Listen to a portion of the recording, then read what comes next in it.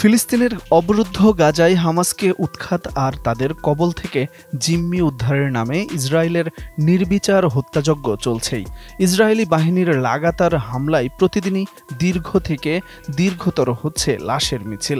নিরাপদ বলে কোনো স্থান বাকি নেই গাজাবাসীর জন্য। একদিকে আকাশ ও স্থল অভিযান, অন্যদিকে দুর্ভিক্ষ। গাজা যেন সাক্ষাৎ নরক হয়ে উঠেছে তার বাসিন্দাদের জন্য।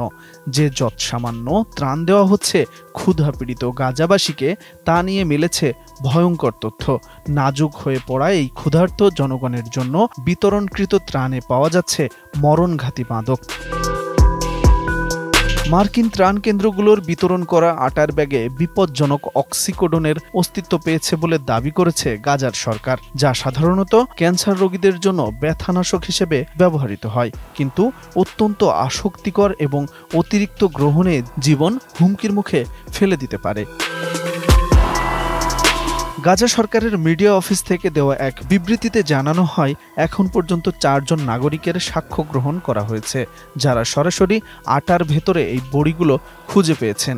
এ বিষয়ে ধারণা করা হচ্ছে কিছু ওষুধ ইচ্ছাকৃতভাবে পিষে ময়দার মধ্যেই গলিয়ে দেওয়া হয়েছে, যাতে সাধারণ গাজাবাসী বুঝতেই না পারে তারা কি খাচ্ছে। গাজার পক্ষ থেকে এই ঘটনার তীব্র নিন্দা জানিয়ে একে নৈতিকতা ও মানবতার চরম লঙ্ঘন বলে আখ্যায়িত করা হয়েছে। প্রসঙ্গত, অক্সিকোডন হলো একটি ওপিওয়েড, যা তীব্র এবং দীর্ঘমেয়াদী ব্যথার চিকিৎসার জন্য তৈরি।